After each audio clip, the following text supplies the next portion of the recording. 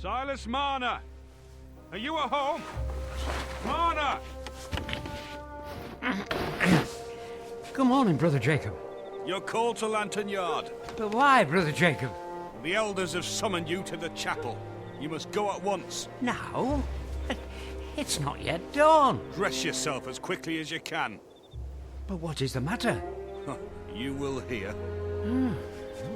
Well then, I'll call for William Dane on my way, so he can go with me. He's there already.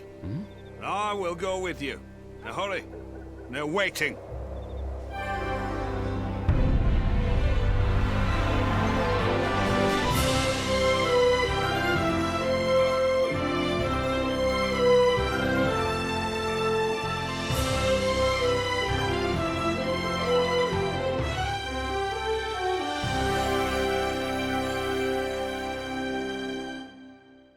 In old days there were angels who came and took men by the hand, and led them away from the city of destruction.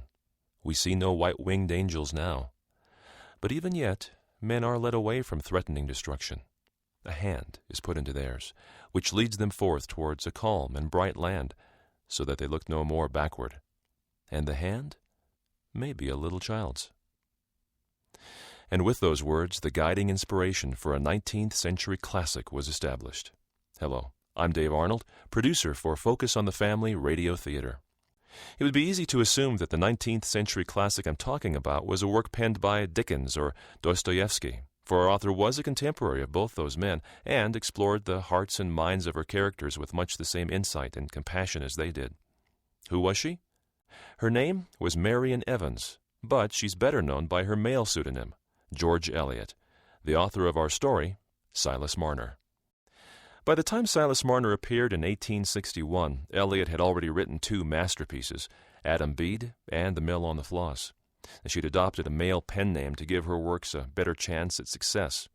But the success of Adam Bede caused various impostors to claim authorship, and George Eliot finally had to reveal that he was really Marian Evans. It didn't make an ounce of difference to her readers or her inspiration.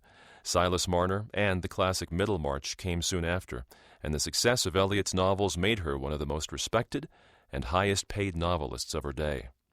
It's worth noting that, like Dickens, Eliot's novels were often drawn from her own personal life and experience. Ongoing depression caused her to feel isolated and ostracized from the mainstream Victorian society, much like her character of Silas Marner. But circumstances conspired to draw her back into what she called pure, natural human relations. And what those circumstances are for Silas Marner, we'll discover as the story unfolds. So, join us now as Focus on the Family Radio Theater presents the classic George Eliot novel, Silas Marner.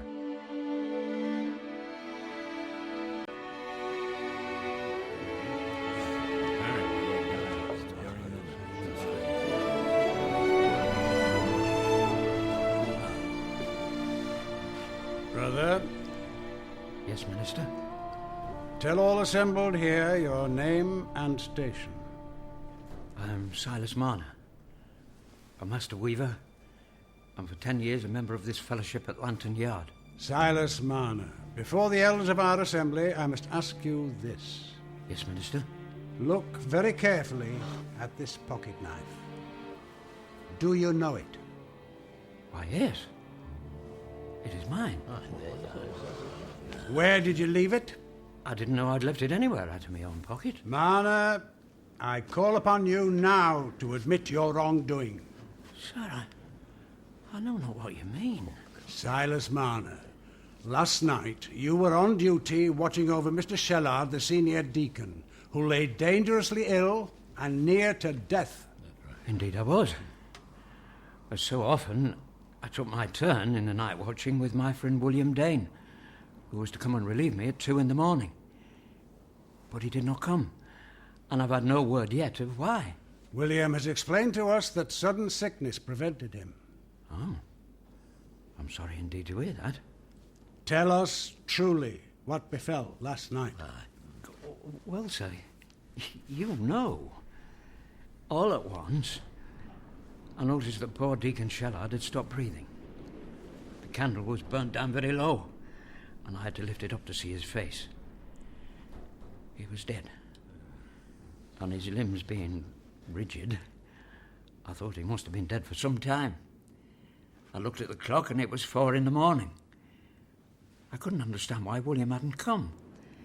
Yeah, I must have slept for a short spell or fallen into one of those fits or turns or visitations that come upon me that some among us have called a mark of the spirit. The spirit? Oh. William? Please go on with your account, Silas Marner. But you know it. I came directly to your house, Minister, in much anxiety, with the sad tidings of Deacon Shellard. Then, when others here had come to attend his body, I went home to sleep. But I was woken again before dawn by the summons to attend you here. Silas Marner, this pocket knife, which you admit is yours, was found in the bureau by the deacon's bedside. Found in the place where the bag of church money was kept. But the money bag is gone. And whose hand took the money, if not his to whom this knife belongs? I know nothing about my knife being there, or the money being gone. But surely God will clear me. You may search me in my dwelling, if you will. You'll find nothing but £3 5 which I've been saving towards my marriage with Sarah. And William can vouch that I've been saving for these 6 months now. Why must you keep dragging me into this? William, go then and search his dwelling as Brother Marner has said. I will, Minister. Brother Jacob, will you come with me? Aye, brother. I must warn you, Marner, the proof is already heavy against you. The money was taken last night when you were alone with our departed brother. For you yourself have said that William Dane did not come. And, moreover, you neglected the deacon in his dying hour. Not by intention, Minister. I must have been overcome by sleep, or by one of my strange visitations. The thief must have come and gone while I was not in the body, but out of the body, as it were. You know how these fits take me, Minister. Whether sitting or standing, I become still as stone as one dead. And then I waken of a sudden, and oft times I don't even know that I've been stricken. Well, let's have no more talk just now. We will wait here in silence until Brother Dane returns. Amen.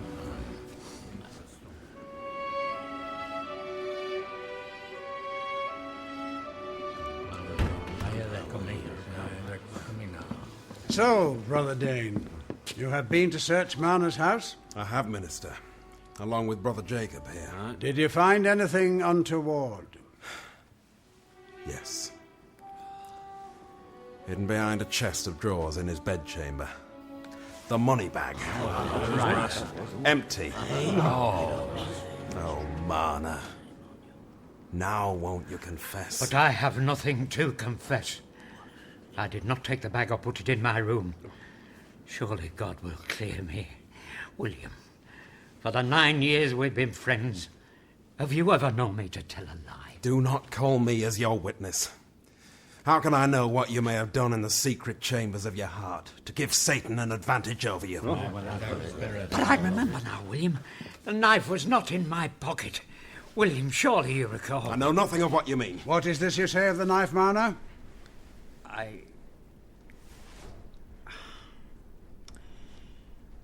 But if William Dane will not speak, I am so stricken. I can say nothing further. Then you leave me no choice. You know that in this fellowship we never resort to law, but all our discipline is self-administered. We must, therefore, suspend you from chapel membership. Only when you have returned the stolen money and confessed your sin as a mark of true repentance can you be received once more within this place. Well, that's aye. Nothing to say? Come then. Let us all leave. William, surely you know what I mean about the knife. Marner, we are no longer in fellowship. I cannot speak to you. The last time I used my knife was when I took it out to cut a strap for you. Try and think, William. Release me. I do not know what you are speaking of. Listen. I never put it back in my pocket. You must have picked it up and left it somewhere. Tell the elders. or I must think that you took the money and you have woven a plot to lay the sin at my door. Minister, what shall I do with the bag? Oh, William, Minister, listen to me. I implore you. Judgment has been passed. There is nothing more to say. And I trusted in God to clear me.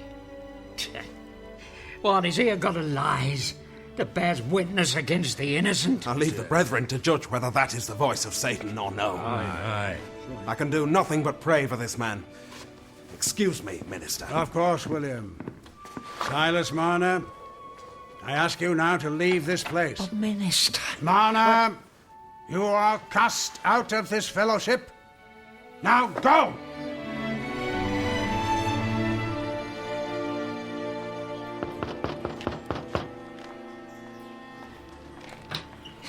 Good morning, Mrs. Marsh.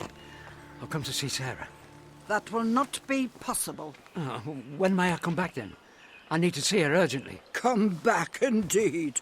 I wonder at you coming here at all. I've come to see my fiancée. Your fiancée. I'm sorry, but under the circumstances, Mr. Marner, you are no longer engaged to my daughter. But is that Sarah's wish? Can I not even talk to her? I need to explain. A friend is already with her. He has explained the situation to us in full detail, and he is comforting her now. A friend? Aye. William Dane, if you must know. William. It's only natural that he should come and break the news. He and Sarah have become very close in recent weeks. Please, let me come in for a moment so I can explain to Sarah. No, Mr. Marner. My daughter never wants to see you again. Oh. If that is Sarah's wish, then so be it. Goodbye, Mrs. Marsh.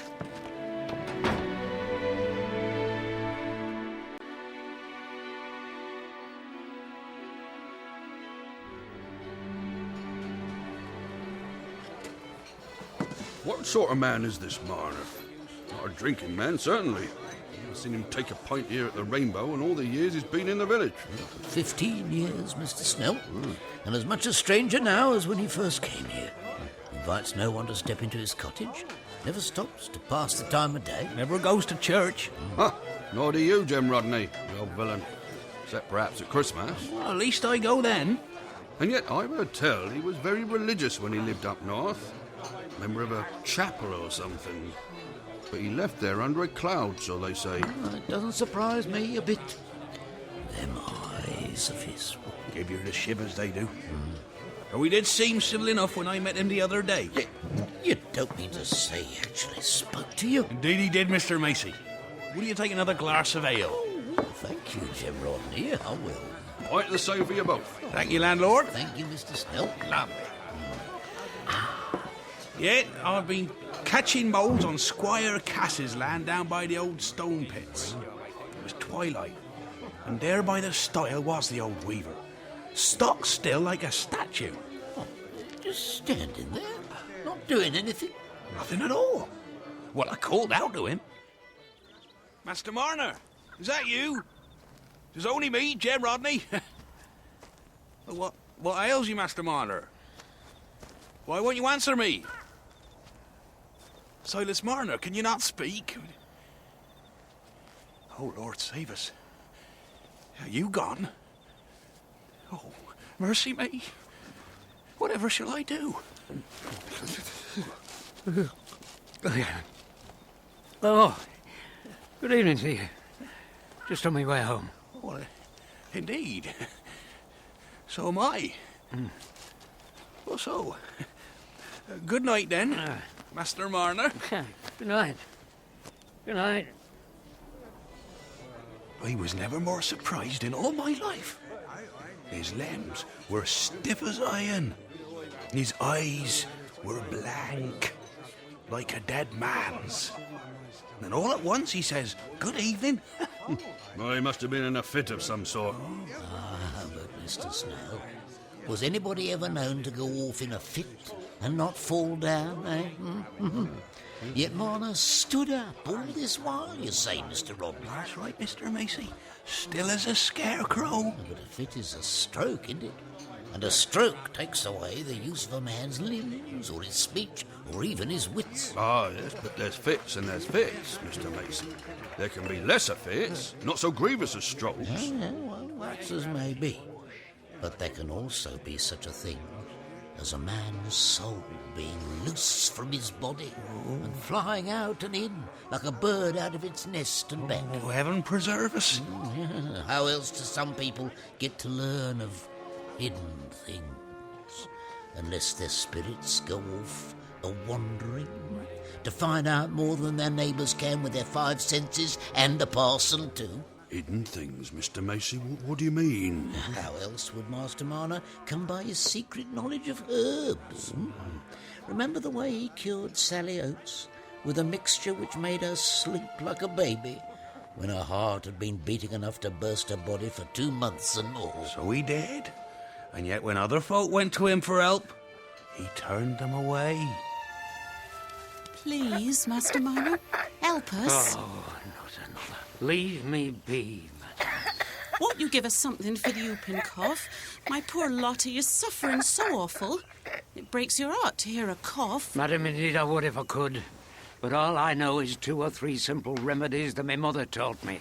Chamomile tea and such like. Oh, go on. Here's money if you'll help her. Silver. Just say some charms to make it go. Charms? I don't know any charms, and I wouldn't speak them if I did.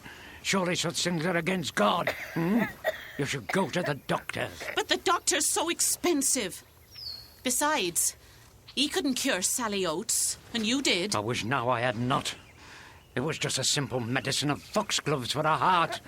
Little did I think such a thing would cause all this trouble with people coming to my door all day and night. Now, please, madam, go, and let me return to my work. I'll go. Just promise you won't curse us and make a worse thing fall upon us. Oh, yes. He turns folk away when he could help them if he chose to. Still, you want to keep on his right side, if only to stop him from doing you a mischief. Oh, heaven preserve us. And them eyes of his. Oh, yeah, well, that's only from years of close work, doing his linen. There's something very strange about them eyes. They see further than you think, Mr. Snell. And he must have a heap of gold laid by somewhere. For he earns a good deal from his trade, and never the day goes by that he isn't hard at work on his loom. Yet he lives like a miser. Working on a Sabbath, when God-fearing people are at church. Gold that's earned in such a way can only bring you trouble. That's what I think. The quality is excellent. I've never seen workmanship like it. Well, Master Marner, what do I owe you? Just as we agreed, 1 guinea. Oh, here you are. And thank you again. Yeah. Good day to you. Now, I think we've earned a break. Let's take a look at you. Another golden guinea. Oh, yes. A lovely colour. Good King George is fine and clear. Yes, you're fit to join the others. For my golden girls living here. You go on this pile, and that makes 7. 7 and 10 is 17. And another 10 is 27. Another 10 is 37. He talks to his money. So they say. Well, I certainly heard him talking to himself when I'd been out near his cottage. To himself? Or speaking with dark forces? Last orders, gentlemen, please. No more for me tonight, Mr. Snell. I'm not rich like the old miser. Much good his gold seems to do him. I fancy his landlord could do with some of that gold just now. Oh, yeah. It's been a terrible harvest for Squire Cass. And if the squire's hard-pressed, look how his tenants are struggling to make ends meet. Oh, yeah, all except Miser Marner. Well, what I want to know is, why doesn't the squire's son marry Miss Nancy? Well, then the Lammeters and the Casses would be sitting pretty. And why doesn't Squire Cass put those two good-for-nothing boys to work? Right enough. Godfrey's all right. But that Dunstan, he'll lead his brother into trouble if they don't watch out.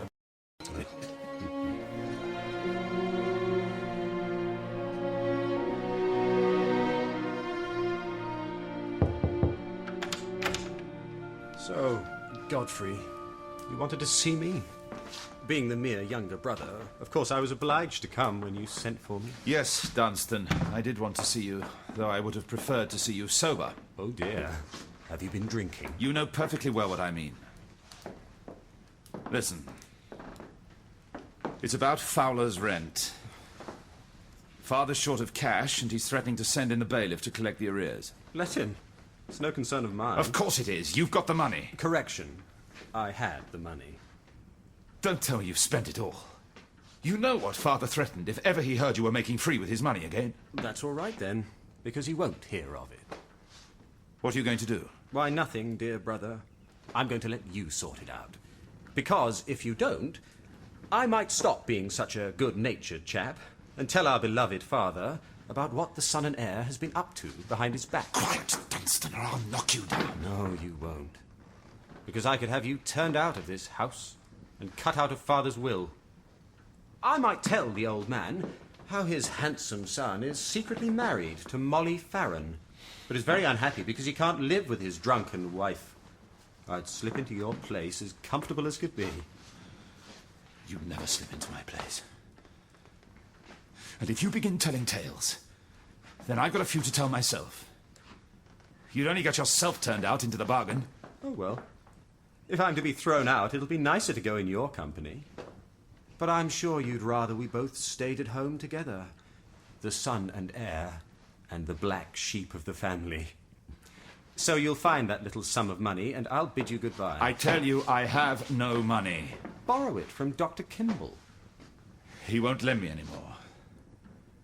No one will. Then why don't you sell Wildfire? Well, that's easier said than done. Selling a horse takes time. Father wants the money directly. Ride Wildfire to the hunt tomorrow. Bryce will snap up your horse like a shot. Ride to the hunt and get back home at 8, splash to the chin. I'm going to the Osgoods dance. Oh, are you? For sweet Miss Nancy is going, and you'll dance with her and promise never to be naughty again and be taken back into her favour. Hold your tongue about Miss Nancy, you fool, or I'll throttle you. Temper, temper. Miss Nancy wouldn't mind being your second wife, as long as she didn't know it. And you've got a good-natured brother who'll keep your secret well, because you're always so very obliging to him. You don't seem to realize, Dunstan, my patience is almost at an end. If you were a little sharper, you'd see you can goad a man too far. Why don't I tell the squire everything myself? It will get you off my back, if nothing else. Now. After all, he'll find out sometime. Molly has been threatening to come here herself and tell him.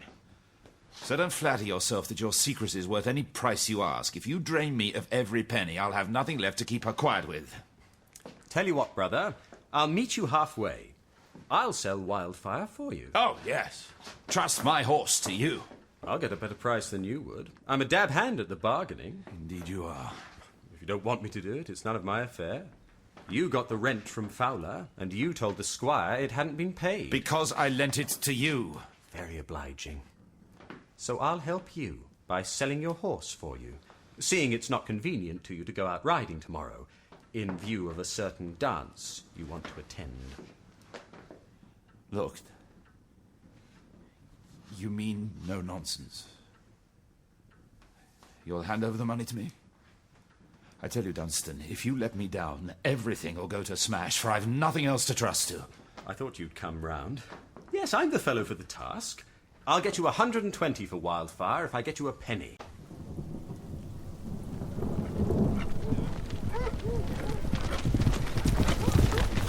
Good afternoon, Mr. Cass. Ah, Mr. Bryce.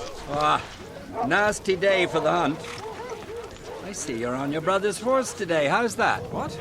Oh, Wildfire is my horse now. I swapped with Godfrey. He swapped with you? for that big boned hack of yours. There was a little account between us, and Wildfire made it even. Must have been quite an account. That's a fine horse, is Wildfire. Actually, I did my brother a favour by taking the horse. But I'll keep Wildfire now I've got him. Though I had an offer of 150 for him the other day. 150? Who offered you that? The trader over at Flitton. Still, I reckon I'll keep him. He's a good horse in a hunt. I wonder you mean to keep him, Mr. Cass. I never yet heard of a man who wouldn't sell a horse for half as much again as it was worth. You'll be lucky to get 100. Not that I'm selling, but you can't be trying to tell me this horse is only worth £100. You wouldn't get more than 100, not from a horse trader. Of course, knowing a horse as I do, I might be willing to pay over the odds. I might even offer as much as 110. I wouldn't consider selling for less than 130. I might even go up to 115, Mr. Cass. 125, Mr. Bryce. 120 then, but that's my final offer. All right, I'll take it. Then it's a bargain. I'll settle up in cash when you bring the horse to me tonight, safe and sound, at the Batherley stables. Fair enough. It gives me a chance for a little sport this afternoon. You don't mean to join the hunt? The going's rough and slippery, Mr. Cass, in all this mist and rain. They say it's already flooded deep over by the old quarry. Take care the horse doesn't get hurt or the bargain's off. Don't worry, Mr. Bryce. I'll nurse him like a mother.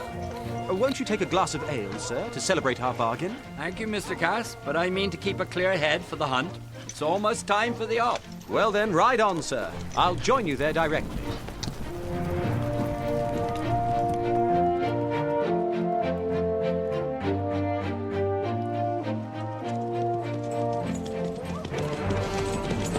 Come on! On, Wildfire! We're well behind the pack! Why won't you jump? Over the fence now! Confound you, keep up! Jump, sir, jump!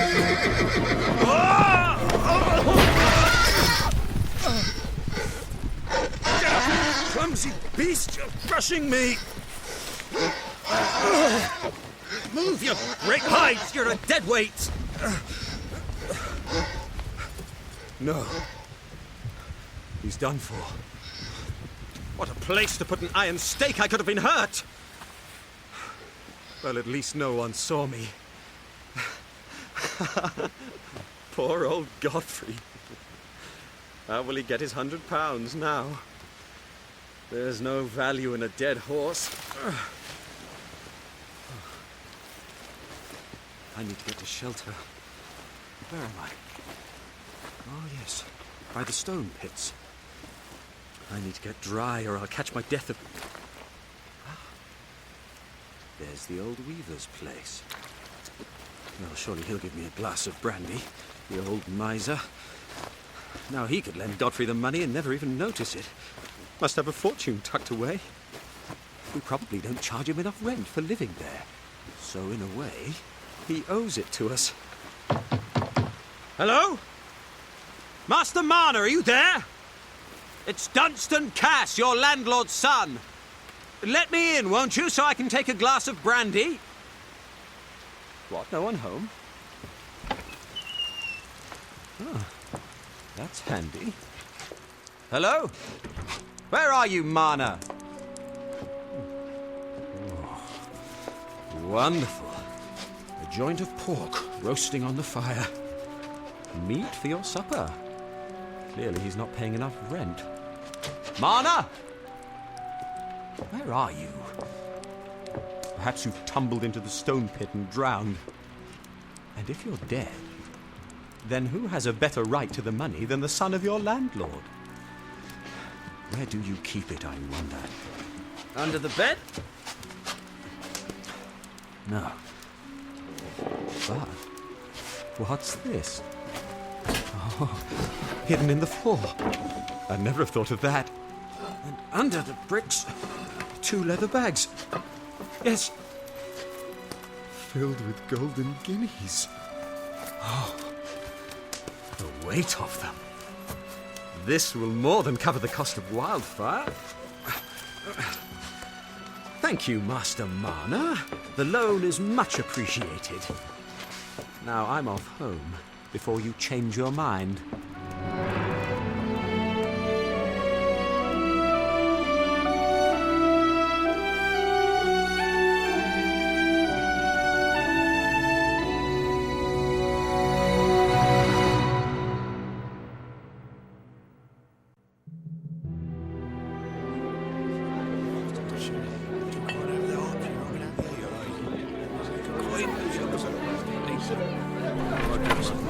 Help! What? Master Marner, is it? What can I do for you? Robbed. I've been robbed. What? I want the constable and the justice and Squire Cass. Catch hold of him, Jen Rodney. He's off his head, I shouldn't wonder. Catch hold of him yourself if you're so keen to, Mr. Snell. Oh, it's you, Jem Rodney. Aye, Master Marner. If it was you took me money, give it me back, and I won't meddle with you. I never took no money. No, Master Marner. Let's not have any accusing. Don't rightly know what you're saying. Here, sit down by the fire. Dry yourself. That's it. Now, take off this wet coat. Now you feel the benefit. Thank you, Mr. Snell. Right, that's more like it. Now, we'll ask the parish clerk what's best to do. Mr. Macy. Well, Master Marner, what's all this about, eh? Now, if you've been robbed tonight, it wasn't Jem Rodney as did it, so don't be pointing the finger at him. He's been sitting here all evening. Now, Jem might take the odd pheasant or partridge or rabbit off Squire Cass's land, but he's no thief. Forgive me, Mr. Rodney. I was wrong to speak like that. I don't accuse you. I take it back. I know the pain of being wrongly accused. Fair enough then, Master Marner. Now, tell us what happened, and then we'll see about the constable. Go on. Tell us nice and calm like. See, I'd only popped out for a few minutes to buy some twine in the village, so as I could set up my loom for the morning. And I was only going out for a short while, so I didn't bother to lock the door. You didn't lock your door? What thief would make his way to the stone pits on a night like this? And why should he come this particular night when he'd never come all the 15 years before? And how would he know where to find my golden guineas? Don't upset yourself. Tell us what you found when you got home. The bricks were up, and the bags were gone. And what am I to do now without my gold? What bricks, man? What bags? I used to put all my golden guineas in a wooden box, but they grew too many, so I had them in 2 leather bags. The bags were in a hole in the floor near the fireplace, with some loose bricks on top of them. How much money was there in the bags, Master Marner? More or less. £272.12 and sixpence last night when I counted it. Oh, gracious me. That's a young fortune. Very mysterious, if you was to ask me. All that gold just vanishing away into thin air, as if drawn into the nether regions by forces unseen. No. Some tramp must have wandered into your house, that's what it is. You'd have to be a strong fellow. Those 2 bags of gold would be considerable weight to carry off. It's me work. It's me life. Gone. Now. Perhaps you missed something. Your eyes aren't too strong, are they, Master Marner? Jem Rodney and I'll come back with you and see if we can find any clues. What? Well, the constable's sick in bed.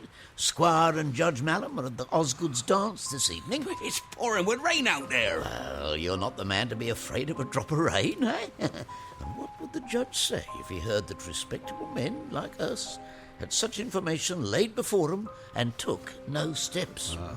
Now, come along, Jem. Come along, Master Marner, and let's get to the bottom of this. Come along, follow me.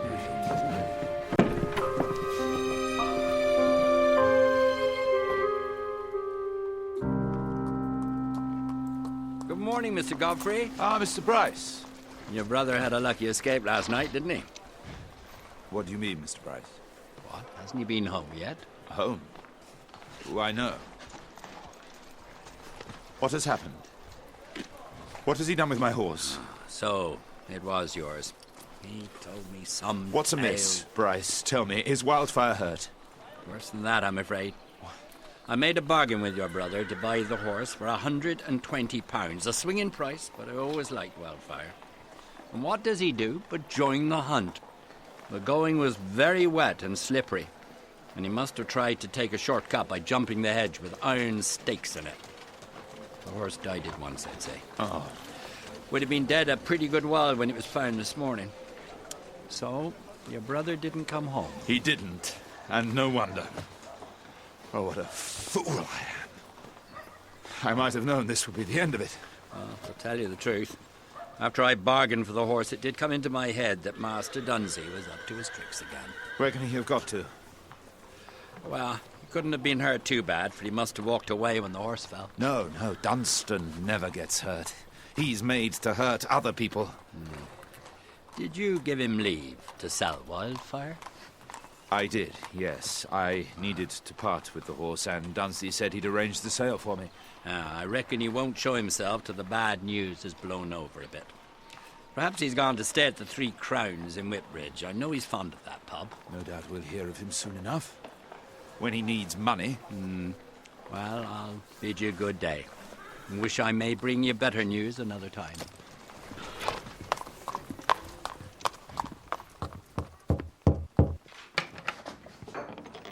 Father, I wonder if I could have a word with you. Oh. Well, hurry up then, Godfrey. I'm going out directly. You see, there's been a cursed piece of bad luck with Wildfire, sir. It happened yesterday. What? Broken his leg, have you? There's no good expecting me to buy you another horse. What with mortgages and arrears, I'm very short of cash just now. No, it's worse than a broken leg. Wildfire's dead. What? But I wasn't going to ask you for another horse, Father. I was only concerned that, well, Dunsey took Wildfire to the hunt to sell him for me yesterday, but after he'd made a bargain with Bryce, he went after the hounds and took some fool's leap that killed the horse at once. Oh. If it hadn't been for that, I'd have been able to give you £100 today. What? Well, why should you give me £100? The truth is, sir, I'm very sorry. I'm quite to blame. Mr. Fowler did pay that £100 he owed you. He gave it to me when I was over there one day last month. But Dunsey bothered me for the money, and I let him have it because I thought I'd be able to pay it to you long before now. You let Dunsey have my money, sir? And how long have you been so thick with your brother that you plot with him to embezzle my money? You turning into a scamp like him? I'll tell you I won't have it. I'll turn you both out of the house together. Dunsey bothered you for the money? Why should you let him have £100? There is some lie at the bottom of this. It was a matter of family honour, sir. Has Dunsey been gambling again? I don't know, sir, but he said he needed the money, and like a fool, I let him have it. I was going to give it back to you, whether he repaid it or not. You never knew me do a dishonest trick, sir. Where is he? Go and fetch Dunsey, and let him give account of what he wanted the money for, and what he's done with it. Well, don't stand there gawping, sir. Go and fetch him. Dunsey hasn't come back. What? Did he break his own neck then, as well as killing your horse? I don't believe he was hurt, sir. It seems he must have walked off somewhere. Ah, well, let him keep on walking. Needn't think he can come back here. Been too lax with you both since your mother died. Now, what's the truth of all this? You've been up to some mischief, haven't you? And you've been bribing him not to tell. There was a little affair between me and Dunsey, but you'd never have known if I hadn't lost Wildfire, for I would have paid you back the money fair and square. It doesn't really affect anyone else, just young men's fooleries. Fooleries? High time you were done with fooleries, Godfrey. As the eldest, you should be trying to help me keep things together. You told me you were thinking of marrying. Well, it would be a very good thing, you see, if you did. Yes, I'm talking about Nancy Lammerter. You're sweet on her, aren't you? And the lass hasn't said downright she won't have you, has she? No, sir, but I don't think she will. But don't think. Haven't you the courage to ask her? Do you want to marry her? That's the question. There's certainly no other woman I want to marry. Well, if you haven't the pluck to do it yourself, I'll make the offer for you. Oh, Lammerter won't mind his daughter marrying into my family, I should think. I'd rather leave it be, sir, just at present. It's better if I speak on my own behalf, don't you think? A man really ought to manage these things for himself. Then manage them, boy. Or I'll have to manage them for you. Need to pull yourself together. Turn over a new leaf, Godfrey. Let me see you taking hold of your life.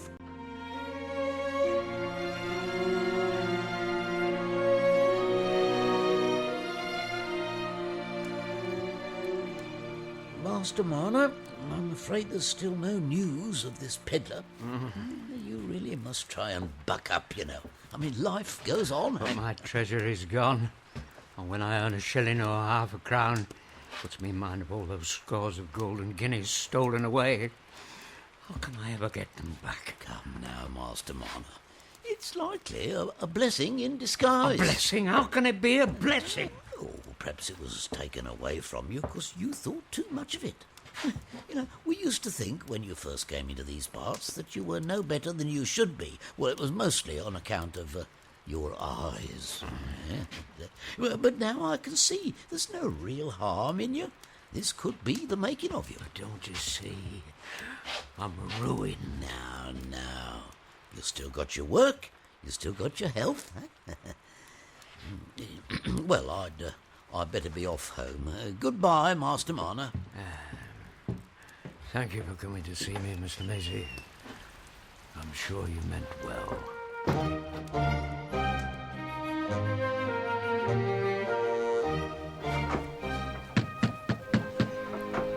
Oh, it's just as I feared, Aaron. He's weaving away at the loom as if it wasn't Sunday. Knock again, will you, darling? Yes. Louder still. Yes, Mother. Mrs. Winthrop, come in and bring the boy. A good Sabbath day to you. I was baking yesterday, and my lardy cakes turned out better than usual, so I thought I'd bring one over for you, seeing as how you've had all that trouble recently. Now, Aaron, stand still and don't touch Master Marner's things. A cake for me? I'm very grateful to you. Oh, don't mention it. Well, you didn't hear the church bells this morning, Master Marner? Living so out of the way here, I suppose you lose count of the days. And when your loom makes a noise, you don't hear the bells. Bells? Yes, I heard bells. I didn't know they were church bells. Dear heart, what else would they be? And Christmas is coming in just a few days. That blessed day. Surely you'll come to church at Christmas and see the holly and hear the anthem and take the sacrament. It's all a help to strengthen our trust in them above as knows better than we do. I know nothing of church.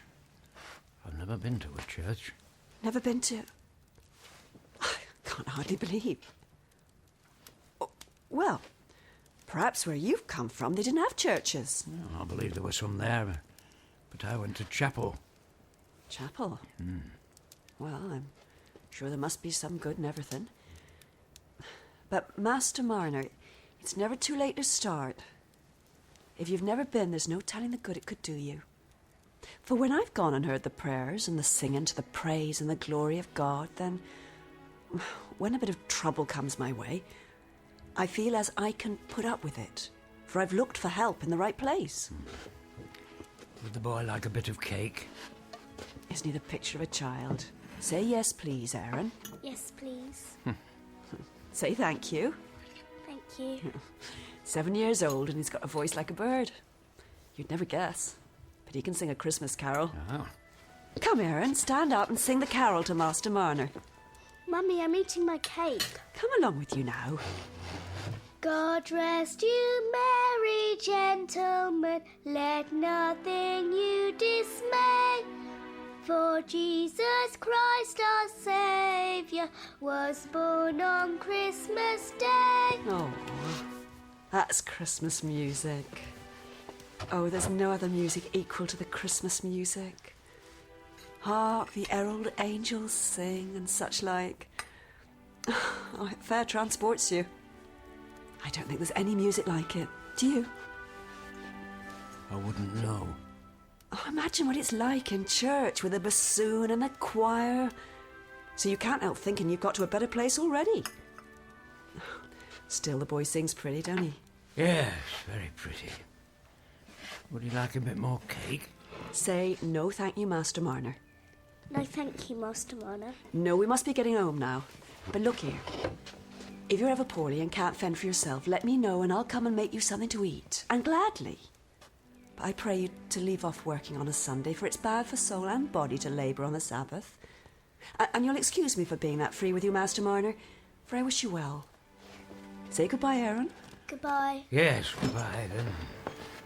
Perhaps you'd come and have a cup of tea with us sometime. I don't like to think of you being all alone at Christmas. No, I'm all right alone. I'm used to it. But thank you kindly. Merry Christmas, Master Marner.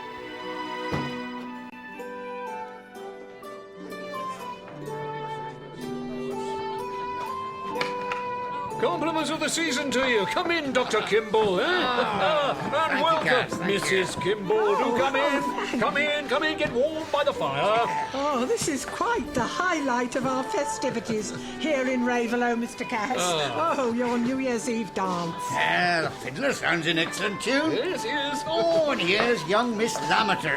I hope you'll do me the honour of a turn, my dear. But of course, Dr. Kimball. No, Kimball. Give the young'uns a chance, huh? My son Godfrey will be after you if you run off with Miss Nancy. There's no doubt. He's asked her for the first dance already. Eh, sir? Well, I've not asked her yet, but I hope she'll consent. If somebody else hasn't asked her before me. No, I've not engaged myself as yet. You're a lucky boy, Godfrey, but as you're my godson, I won't stand in your way. Poor Kimball, you'll have to dance with your own wife then. Oh, no chance. For as your host, I claim that privilege as my own. Come, Mrs. Kimball, and tell the fiddler what you would like him to play. I've had quite enough of the flaxen-haired ploughboy for one day. Well, Nancy, I hope you've no objections to dancing with me. Why should I have any objections? You see, Nancy, the thing is... Well, I hope I see your honour and your reverence well, and wishing you health and long life and Happy New Year. And wishing the same to you, Mr. Godfrey, and to you, Miss Lammeter, and to all the other gentlemen and ladies. And now, at Mrs. Kimball's request, here's her favourite tune to begin. Sir Roger de Coverley. We know what that means. It's time to begin the dance, eh? Lead the way then, Godfrey, and we'll follow you. Ready, Mrs. Kimball? And then here we go. It's good to see Mr. Godfrey with Miss Nancy for his partner. What a beauty she is. Like a pink and white posy. I shouldn't wonder if she isn't Mrs. Cass someday, after all. And nobody more right for her. But they make a lovely pair. Why doesn't he ask her then, Mrs. Winthrop? At one time he was always after her. And then it all went off again like the smell of hot porridge. That wasn't my way when I went wooing. Well, perhaps Miss Nancy's playing hard to get. And your Mrs. Macy didn't. I should say she didn't. Before I said sniff, I took care to know that she'd say snaff, and pretty quick too. Well, I reckon Miss Nancy's coming round again, for Master Godfrey doesn't look so gloomy tonight as he has been. And he's taken her away to sit down now they're at the end of the dance. That looks like sweethearting, don't you think? And about time too, that's what I say.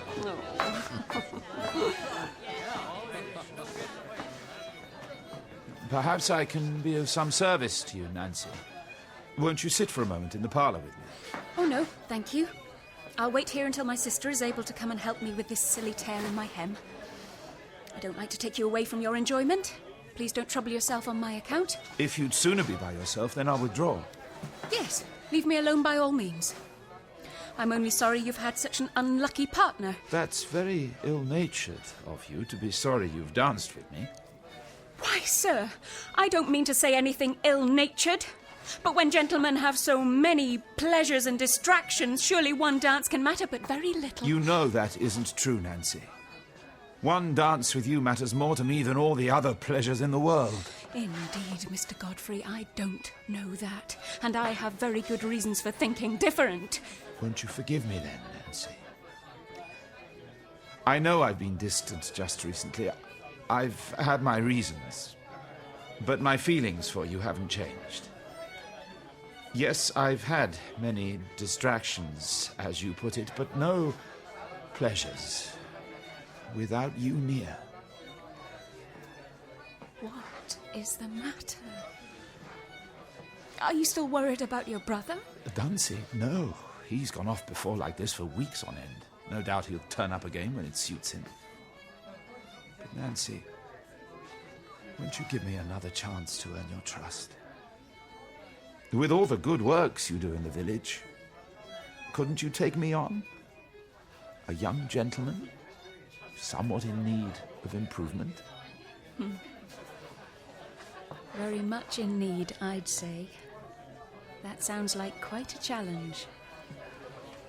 Taking on Mr. Godfrey Cass.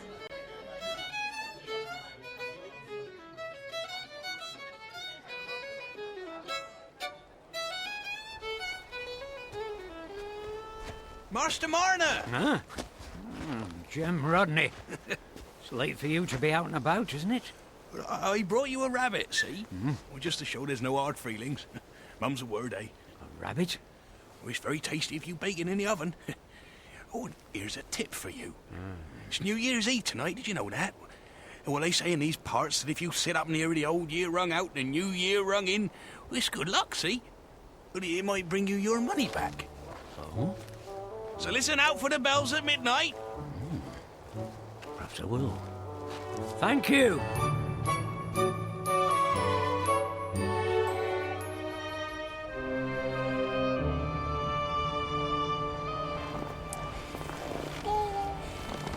What a surprise it will be for Daddy to see us on New Year's Eve. How will the Squire and all his grand friends behave when they meet Godfrey, Cass's wife? Yes, and his little daughter. There now. What could Daddy expect? If he's too busy to come and see us on New Year's Eve, then we must visit him. Of course, it'll be a very grand party, we know that, and we may not be suitably dressed, but whose fault is that? Oh, it's my fault, he'll say, for frittering away the money on my one little comfort. Naughty Daddy, eh? To say such a thing to poor Mummy. Yes, my darling, I know it's cold, but it can't be much further now to Red House. It's hard to tell the way. The roads look so strange and different in the snow. Oh dear.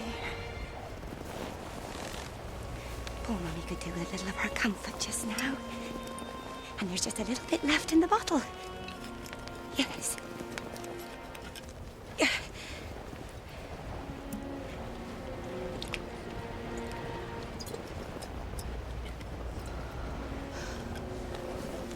Oh, that's more like it.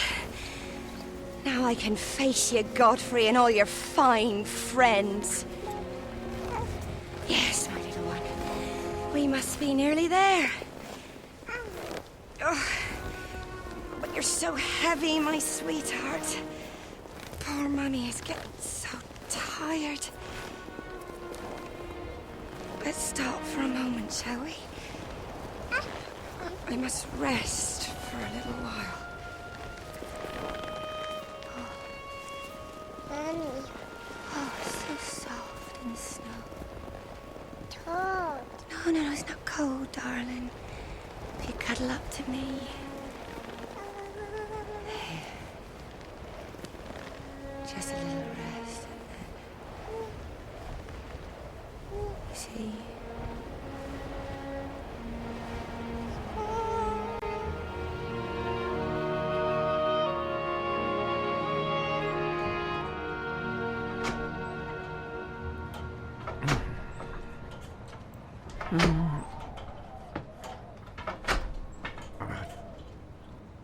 What's that?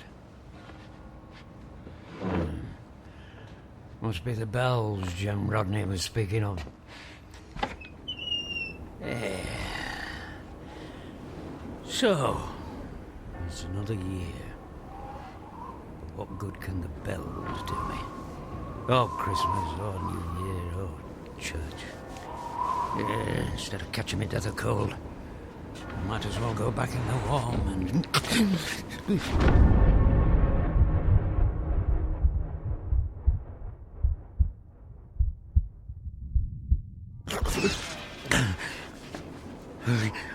What?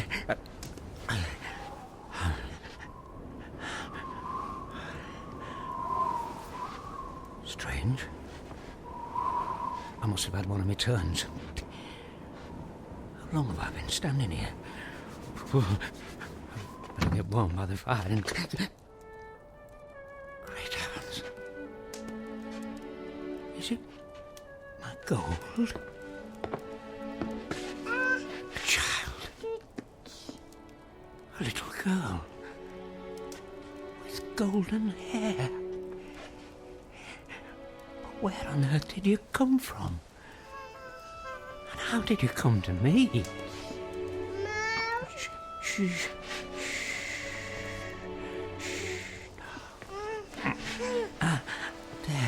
There now. Safe with me. Let's get into the warm by the fire. What, little one? Is your mother out there? Oh, gracious me. What is that in the snow? Oh, let her not be dead.